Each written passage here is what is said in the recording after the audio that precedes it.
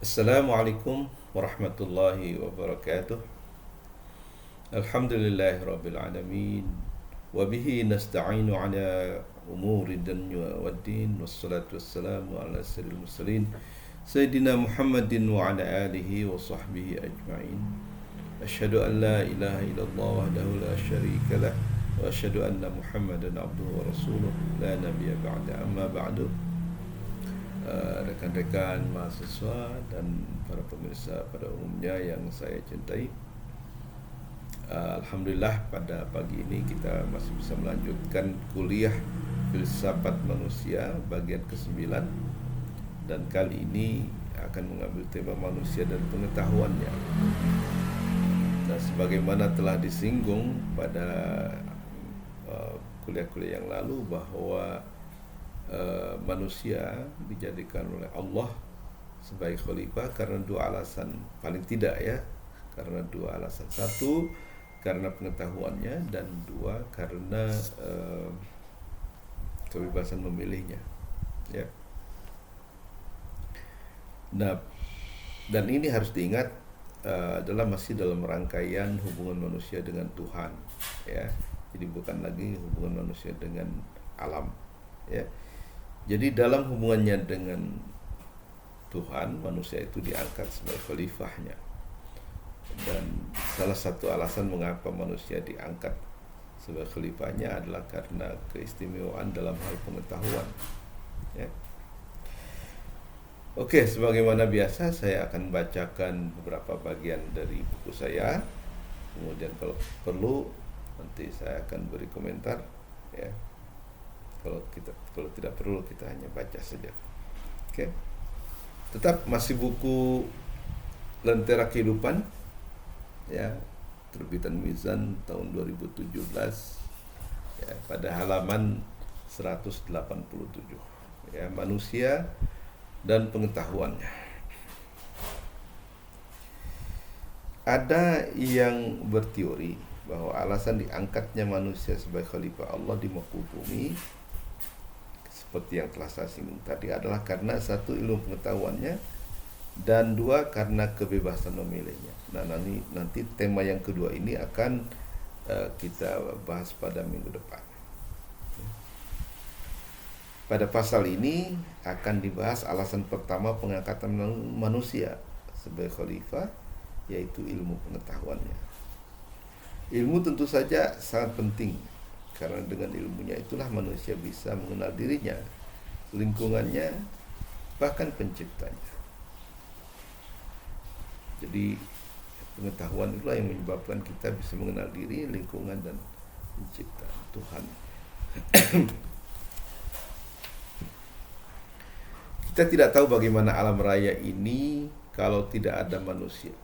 Siapa yang akan mengetahui keindahannya yang begitu megah ini? Dan siapa yang akan mengenal Tuhan yang telah menciptakannya ya. Dalam drama penciptaan Nabi Adam, nenek moyang manusia, ketika Allah menyampaikan niatnya untuk menjadikan manusia sebagai khalifahnya di atas bumi, ada semacam protes dari para malaikat yang merasa aneh akan rencana Tuhan, karena mereka merasa lebih baik dan lebih soleh dibandingkan dengan manusia. Dalam Al-Quran dikatakan, bukankah kami, kata mereka, lebih sering bertasbih dan mensucikan engkau, sedangkan manusia adalah makhluk yang suka melakukan kerusakan dan gemar menumpahkan darah. Wa nahnu nusabbihu bihamdika wa nuqaddisu lak ya.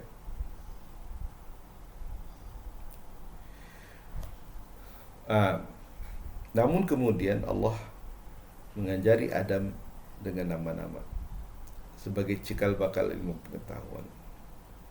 Dan dalam episode berikutnya ternyata pengetahuan yang diajarkan langsung Allah melebihi pengetahuan para malaikat. Dengan demikian ilmu pengetahuan merupakan salah satu keunggulan yang Allah berikan kepada manusia yang akan menjadi wakilnya di muka bumi ini ya. Dari sini kita tahu bahwa Allah guru pertama manusia karena dialah yang mengajarkan nama-nama kepada Nabi Adam. Jadi Allah menjawab keberatan dari para malaikat dengan langsung mengajarkan Nabi Adam nama-nama, semua nama-nama, asma'a kullaha wa 'allama Adam asma'a kullaha.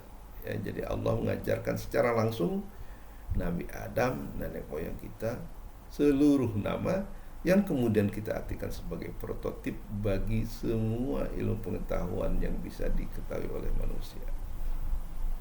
Ya. Jadi ini, ya, dengan itu kemudian Nabi Adam disuruh menyampaikannya kepada malaikat. Lalu ketika malaikat tanya tentang itu, mereka mengatakan, wah, kami hanya mengetahui apa yang Allah berikan kepada kami. Jadi pengetahuan Nabi Adam itu dianggap lebih superior, ya, lebih tinggi, lebih hebat daripada yang dimiliki oleh para malaikat pada saat itu. Oke. Ya, jadi disinilah orang-orang mengatakan bahwa dengan ilmu pengetahuannya, salah satunya, ya, alasan mengapa Allah kemudian mengangkat Nabi Adam sebagai khalifah. Kita tidak akan bicara apa itu khalifah karena sudah kita sampaikan pada minggu yang lalu, ya. Oke. Nah, dengan diajarkannya seluruh nama-nama kepada Nabi Adam, maka kita sebagai keturunannya secara genetik mewarisi potensi utama untuk bisa memahami berbagai ilmu, ya, baik yang berhubungan dengan ilmu agama maupun ilmu dunia, ya, ilmu agama sebagai bekal akhirat maupun ilmu-ilmu rasional yang sangat diperlukan untuk menghadapi kehidupan dunia ini.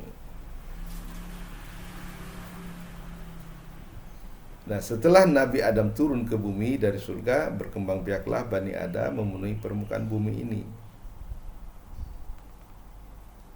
Namun siapakah yang mengajari manusia setelah Nabi Adam tiada?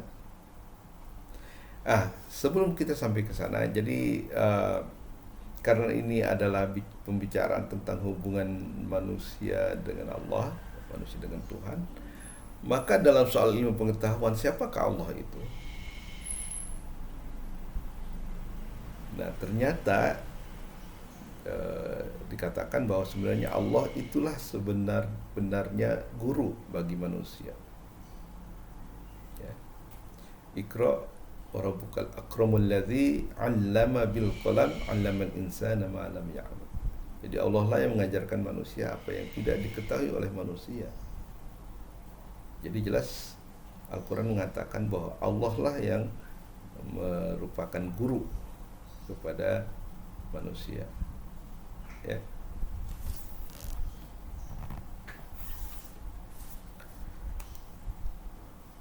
Nah, kalau kita bicara tentang Nabi Adam, jelas, ya, bahwa Allah adalah guru manusia karena Allah lah yang langsung mengajarkan nama-nama itu kepada beliau.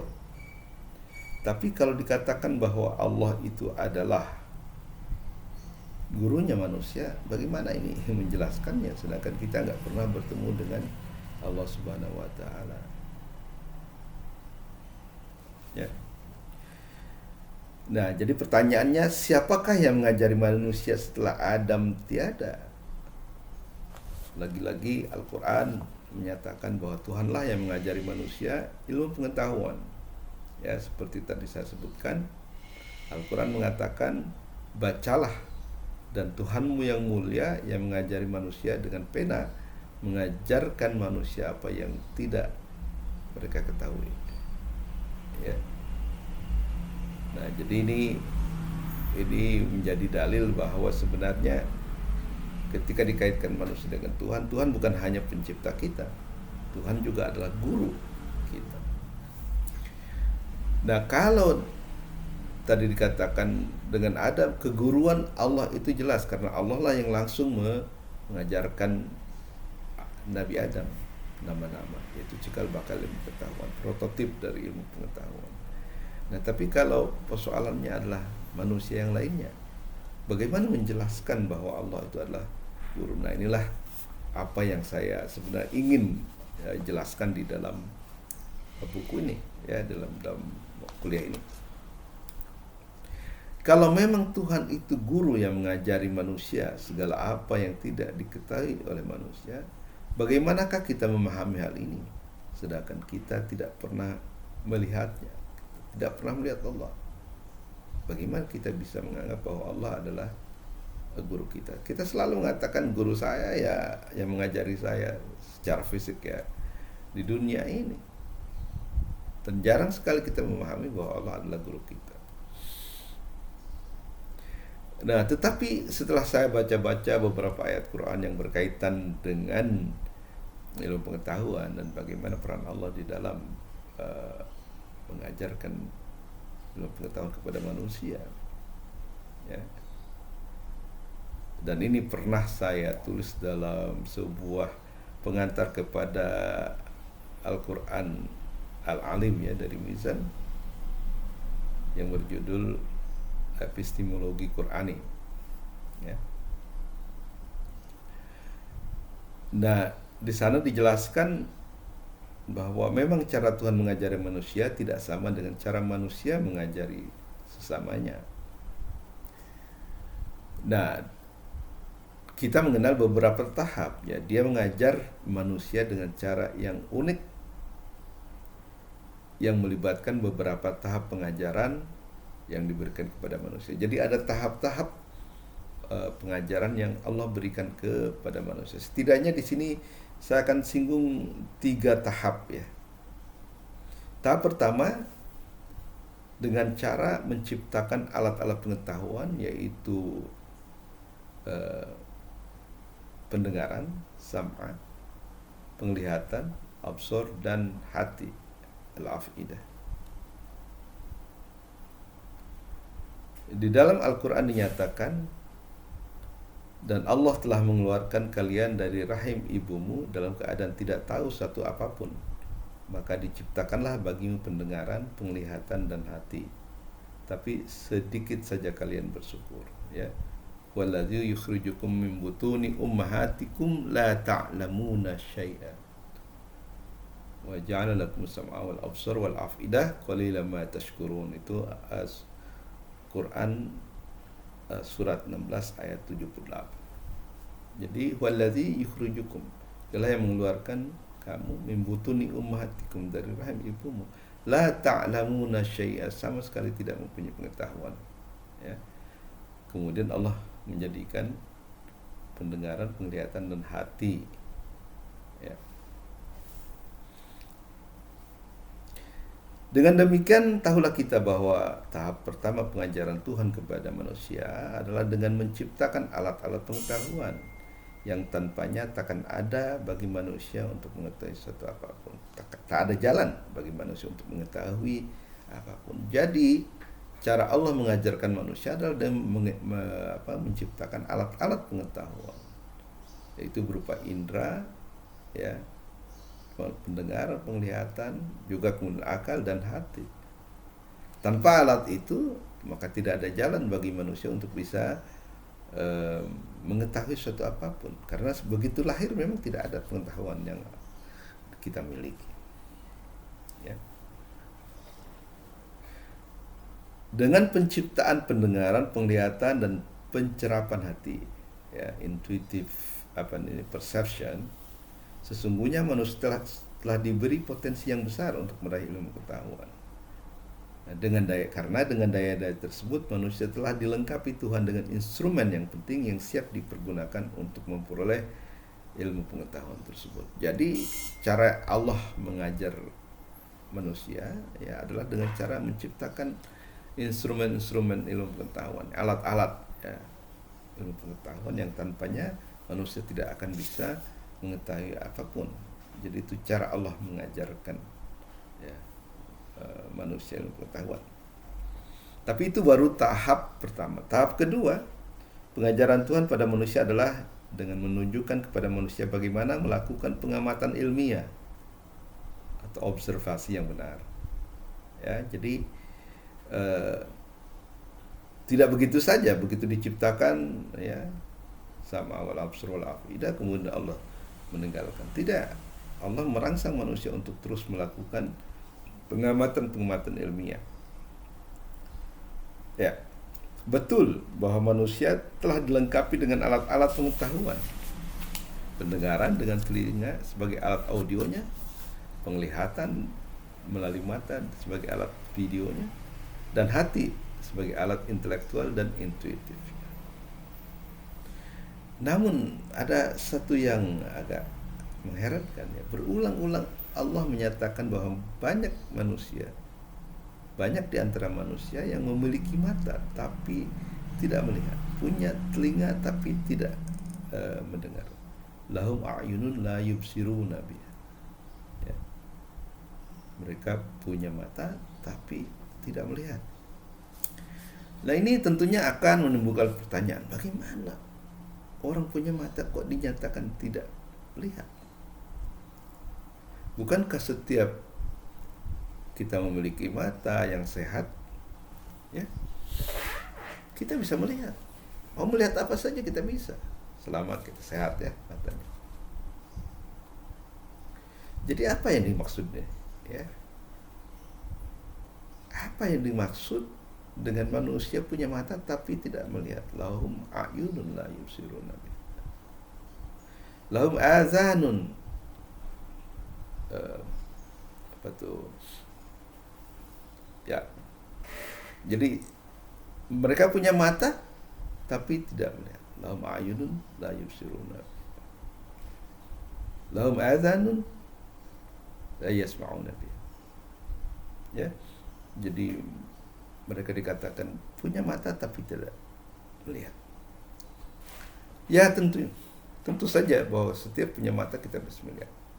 Namun kalau kita bicara pengamatan ilmiah, melihat begitu saja sebuah objek tanpa ingin terus mengetahui bagaimana objek tersebut diciptakan, belumlah dapat secara ilmiah dikatakan sebagai melihat atau mengamati, to observe, ya.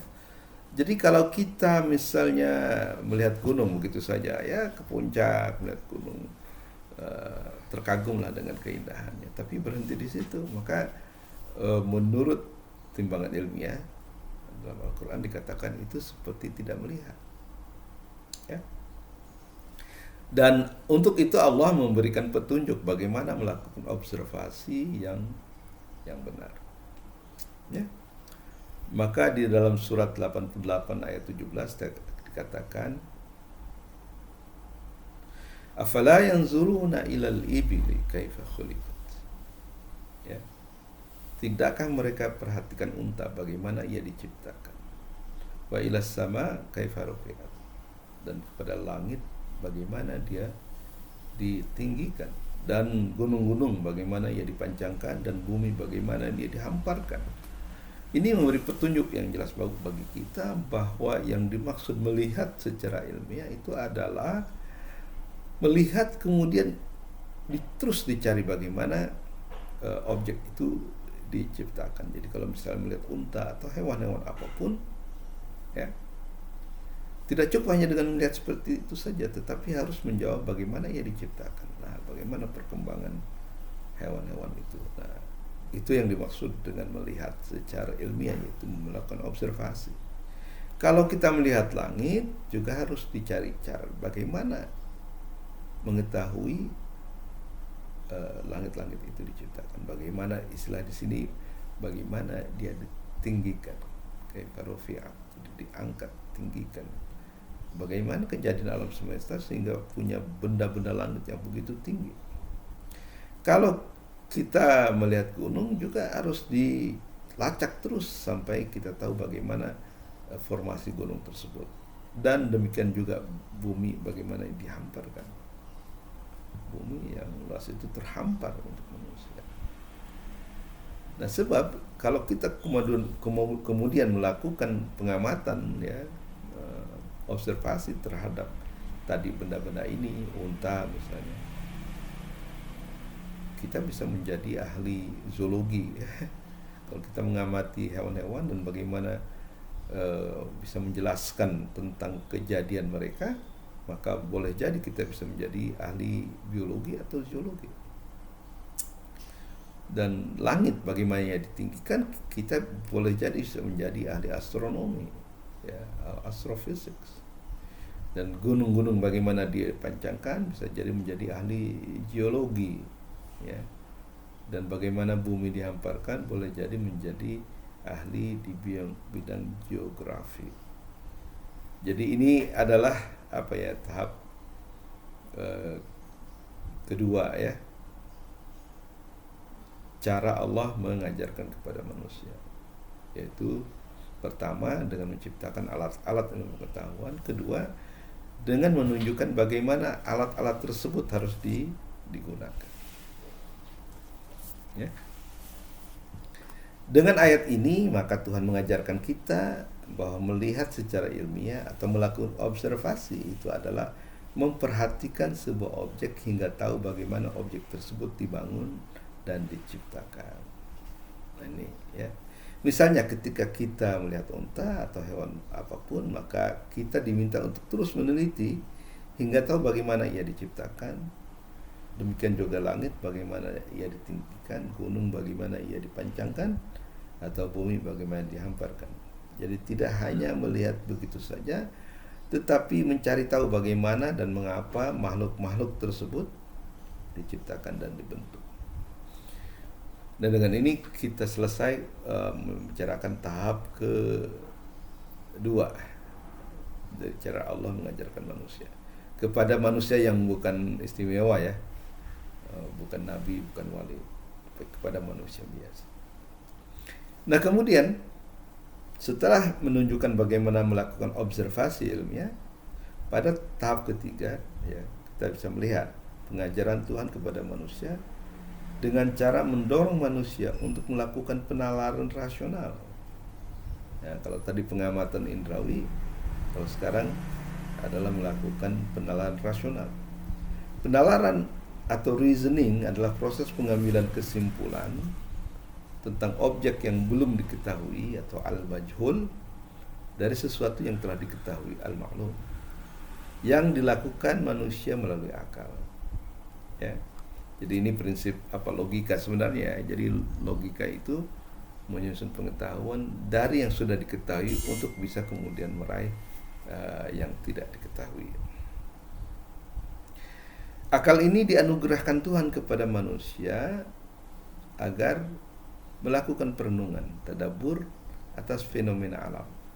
Ibnu Rushd dalam bukunya Faslul Maqal itu jelas, ya, bahwa salah satu tugas manusia adalah untuk melakukan tadabbur, pengamatan terhadap fenomena alam. Dari situ kita diminta untuk terus berpikir dan bertanya, apakah semua yang ada di alam ini, semua fenomena alam yang sangat indah ini merupakan hasil sebuah kebetulan belaka, ataukah di sana ada pelaku yang bertanggung jawab atas segala fenomena tersebut. Ya. Jadi Al-Quran misalnya ini, ya, bertanya, ketika sumurmu kering di waktu pagi, siapakah yang membuatnya melimpah? Jadi ada pertanyaan retorik seperti ini dalam Al-Quran, ya. Ketika sumurmu kering di waktu pagi, siapakah yang membuatnya melimpah? Ini surat Al-Quran surat 67 ayat 30. Ya. Selain itu ada lagi ayat mengatakan, siapakah yang menurunkan air dari langit sehingga menghidupkan kembali bumi yang telah mati. Ya. Kemudian itu pada ayat surat 29 ayat 63. Siapakah yang menciptakan langit dan bumi? Ini surat 27 ayat 60. Dan tentunya masih banyak lagi ayat-ayat yang serupa dengan itu, yang intinya mengajak kita untuk berpikir, ya, merenung dan melakukan penalaran. Jadi Al-Quran itu adalah satu kitab yang mengajak kita betul-betul aktif, ya, di dalam mengeksplorasi alam ini, memberikan pertanyaan-pertanyaan yang sangat menggelitik hati manusia. Ya. Ya, ketika sumurmu kering di waktu pagi, siapakah yang membuatnya melimpah? Siapa yang memberikan kembali air sehingga melimpah. Yang jelas bukan manusia, ya kan? Bukan manusia, ya. Tapi siapa? Nah, itu yang harus kita cari. Siapakah yang menurunkan air dari langit sehingga menghidupkan kembali bumi yang mati? Siapa? Waktu saya di Brunei itu ada gunung yang sangat hijau. Ya, tumbuhan gunung itu nggak mungkin hidup tanpa ada yang menyiramnya. Lalu siapa yang menyiramnya sehingga dia hidup? Nah, begitu turun hujan maka basahlah bukit tersebut, dan dengan air yang diturunkan itu maka tumbuhlah tumbuh-tumbuhan tersebut, ya kan? Tapi pertanyaannya, siapakah yang menurunkan hujan sehingga bumi hidup kembali? Ya. Nah, inilah ajakan Al-Quran bagaimana melakukan penalaran. Karena yang jelas bukan manusia, bukan manusia yang menurunkan hujan dari langit, ya kan? Tapi siapa? Ya.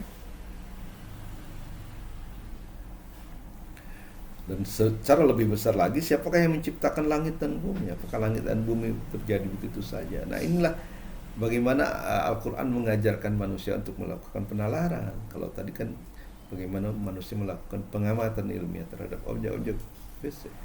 Nah, kalau ini dari objek-objek fisik yang kita ketahui, maka manusia ditanya untuk terus melakukan penalaran hingga kemudian tercapai atau terjawab pertanyaan-pertanyaan tersebut.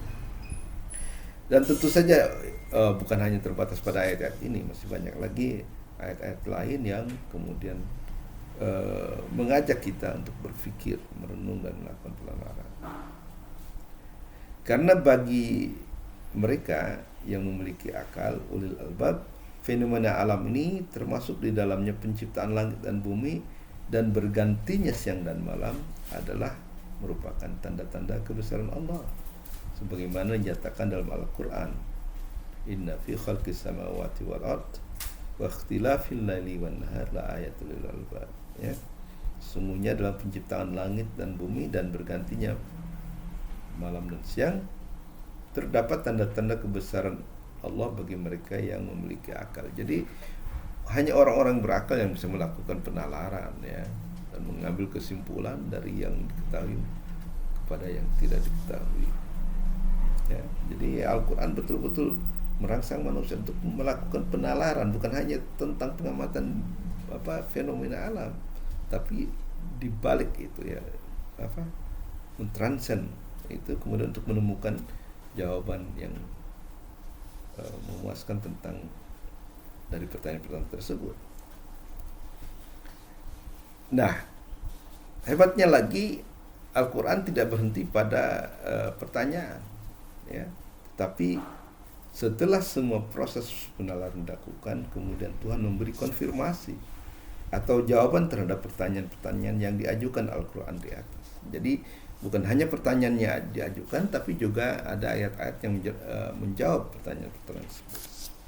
Misalnya, ya, surat 11 ayat 7, ya, Allah lah mengatakan, Allah lah Tuhanmu yang telah menciptakan langit dan bumi dalam 6 hari, fi sittati ayyam. Jadi terhadap pertanyaan siapakah yang menciptakan langit dan bumi, maka Allah memberi jawaban, Allah lah Tuhanmu yang telah menciptakan langit dan bumi dalam 6 hari. Jadi diberi jawaban. Kemudian pada surat 21 ayat 64 Allah juga menjelaskan siapakah yang menurunkan hujan dari langit, ya, menjawab pertanyaan yang tadi, ya.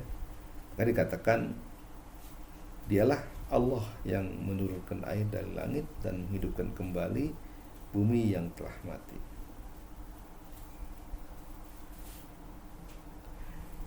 Kemudian ada lagi, dan salah satu tanda kebesaran Allah adalah bumi yang telah mati kering, maka dengan air hujan kami menghidupkan kembali, ya, dan kami keluarkan dari dalam tanah berbagai macam biji-bijian, dan kami ciptakan di dalamnya kebun-kebun anggur dan kurma, dan kami pancarkan padanya mata mata air yang jernih, ya. Wa ayatul lahumul ardul maitatu ahyainaha wa akhrajna minha habban faminhu yakulun wa ja'alna fiha jannatin min nakhilin wa a'nabin wa fajjarna fiha minal uyun. Jadi Allah memberikan jawaban terhadap pertanyaan-pertanyaan yang diajukannya sendiri untuk menunjukkan bahwa apa yang ada di bumi dan di langit itu tidak semata-mata terjadi begitu saja, tetapi justru ada yang menciptakannya, yaitu Allah Subhanahu wa taala. Mengapa begitu? Karena sebenarnya penciptaan langit dan bumi adalah display, ya, artinya pameran dari ayat-ayat tanda-tanda kebesaran Allah dan keberadaan Allah dan sebagainya. Ya, di dalam ayat yang lain dikatakan sanurihim ayatina fi afaq wa fi anfusihim hatta yatabayyana annahu al-haqqu min rabbihim. Akan kami tunjukkan tanda-tanda kebesaran kami di seantero jakar dan di dalam diri kamu sendiri, sehingga engkau mengerti bahwa sebenarnya Al-Quran itu adalah benar-benar berasal dari Allah, ya. Nah, dengan ini kita sampai kepada tahap yang ketiga. Ternyata kemudian ada tahap yang terakhir, yaitu langkah keempat dari pengajaran Tuhan kepada manusia, yaitu dengan cara memberikan pengetahuan langsung atau melalui agen tertentu kepada hamba-hamba yang dia pilih, berupa wahyu kalau mereka adalah para nabi dan rasul, atau ilham kepada mereka para kekasih Tuhan, aulia Allah. Nah, kalau di sini, ya, peran Tuhan sebagai guru manusia dapat dilihat dengan lebih jelas lagi dibandingkan dengan tahap-tahap sebelumnya. Ya. Jadi kalau kepada para nabi dan kepada para wali, ya Allah sendiri yang mengajarkan, ya. Jadi langsung mengajarkan, baik secara langsung berkata dengan para nabi seperti yang terjadi pada Nabi Musa, ya. Kalam Allah Musa taklima, ya. Atau melalui malaikat Jibril, yang seringnya melalui malaikat Jibril, tapi malaikat Jibril kan langsung diberikan oleh Allah. Jadi di sini kelihatan sekali peranan Allah sebagai guru daripada manusia. Nah, di dalam sejarah perkembangan tasawuf misalnya, itu banyak cerita yang menjelaskan bahwa sebenarnya para wali itu, misalnya saja Ibnu Arabi, ya, mengaku bahwa bukunya yang berjudul Al-Futuhatul Makkiyah itu bukan karya dia, katanya, tapi didiktekan oleh Allah Subhanahu wa taala kepada dia. Ya, jadi setelah para nabi tidak ada, wali-wali itu bisa melakukan kontak langsung dengan Allah atau dengan Rasulnya. Ya, dikatakan bahwa sebenarnya Fususul Hikam itu didiktekan oleh Nabi Muhammad kepada Ibnu Arabi, ya. Sedangkan Al-Futuhul Makkiyah adalah pembukaan, ya, penyingkapan dari Allah kepada Ibnu Arabi. Jadi inilah pengajaran yang tahap yang keempat, ya, di mana Allah langsung memberikan pengetahuan, membuka hati seseorang yang dikehendakinya, ya. Dan itu terjadi tentunya pada nabi-nabi dan Rasul Allah itu selalu mendapatkan bimbingan langsung, pengajaran langsung dari Allah Subhanahu wa taala. Semua nabi, ya. Karena nabi artinya yang menerima apa? Ya, menerima wahyu. Jadi bisa terjadi bahwa Allah bisa berhubungan langsung dengan manusia, ya, selama mereka hidup di dunia. Ya, jadi ini adalah jenis epistemologi Quran, ya, yang mengatakan bahwa pengetahuan itu bisa didapatkan melalui pengamatan indera, bisa penalaran rasio, dan juga bisa merupakan penyingkapan ke dalam hati oleh Allah kepada orang yang dikehendaki. Kita bacakan lagi, ya, petunjuk langsung dari Allah yang biasa kita sebut hidayah Dimungkinkan karena ia telah menganugerahkan hati atau intuisi, ya. Ada qalbun, ada fuad, ya. Kan dikatakan wa ja'ala sam'a wal absar wal af'idah. Af'idah itu fuad, dan fuad itu adalah bagian dalam dari sebuah hati sebenarnya, ya.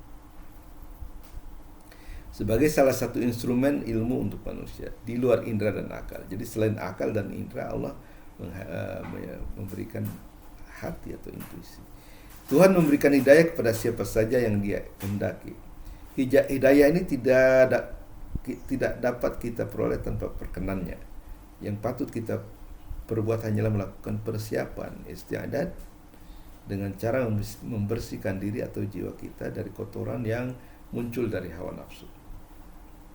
Namun di sini hidayah merupakan hak istimewa Allah, seperti dinyatakan dalam Al-Quran. Sesungguhnya Allah akan memberi petunjuk kepada yang dikehendaki dan menyesatkan siapa yang dikehendakinya, ya. Yahdi man yasha wa yudhillu man yasha. Allah memberikan petunjuk kepada yang dikehendaki dan menyesatkan kepada yang dikehendakinya. Jadi ini menunjukkan bahwa hidayah itu adalah hak prerogatif Allah, hak istimewa.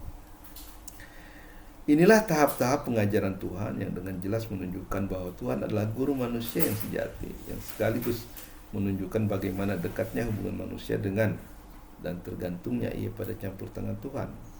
Bahkan dalam urusan ilmu pengetahuan yang biasanya kita pikir semata-mata kita peroleh dari guru kita dan tidak ada campur tangan suatu apapun dari Allah Subhanahu wa taala, Tuhan yang Maha Kuasa. Dari uraian di atas dapatlah kita simpulkan bahwa potensi ilmu pengetahuan manusia amatlah luar biasa besarnya, dan itu dimungkinkan karena Tuhan telah menganugerahkan kepada manusia 3 alat atau sumber ilmu, yaitu indera, akal, dan hati. Dengan indera, melalui observasi yang benar, manusia berkemungkinan untuk mengetahui segala informasi tentang alam fisik yang sangat diperlukan. Seperti telah terbukti dalam sejarah, para ilmuwan dan filsuf muslim maupun non-muslim telah berhasil menciptakan ilmu kealaman, natural sciences, dengan berbagai cabangnya seperti astrofisik, meteorologi, fisika, kimia, mineralogi, botani, zoologi, anatomi, dan psikologi. Demikian juga dengan akalnya yang merupakan aspek intelektual dari apa yang disebut Al-Quran sebagai qalb. Jadi qalb itu menurut saya ada 2 aspek, ada aspek rasional dan ada aspek intuitif. Tapi dua-duanya di dalam hati, dalam qalb. Dengan itu manusia mampu mengetahui bukan hanya makna atau hakikat dari apa yang kita lihat atau saksikan di alam fisik, tapi juga berbagai alam dan makhluk non-fisik, spiritual dan metafisik. Jadi kita bisa mengenal malaikat, bisa mengenal Allah dan sebagainya. Dari sini muncullah ilmu metafisik dengan cabang-cabangnya seperti ontologi yang bicara tentang filsafat wujud, teologi tentang filsafat Tuhan, ya. Kemudian kosmologi, ya, yang merupakan filsafat alam, dan antropologi merupakan filsafat manusia, dan eskatologi yaitu ilmu tentang hari akhir, ya. Kalau saja manusia mau dan mampu mengaktualkan semua potensi keilmuannya dengan baik, maka ia bisa menjadi saintis, filosof, dan sufi sekaligus, dan memiliki pengetahuan yang komprehensif, baik yang menyangkut ilmu-ilmu agama maupun ilmu-ilmu rasional yang sangat manusia perlukan untuk kebahagiaan hidup di dunia dan di akhirat nanti. Nah, dengan ini maka selesailah kuliah yang ke-9 dari mata kuliah filsafat manusia, ya. Mudah-mudahan ini dapat memberikan, ya, informasi yang benar dan juga meluaskan cakrawala pemikiran kita. Dan akhirul kalam, atas segala kekurangannya saya mohon maaf. Billahi taufiq wal hidayah. Wassalamualaikum warahmatullahi wabarakatuh.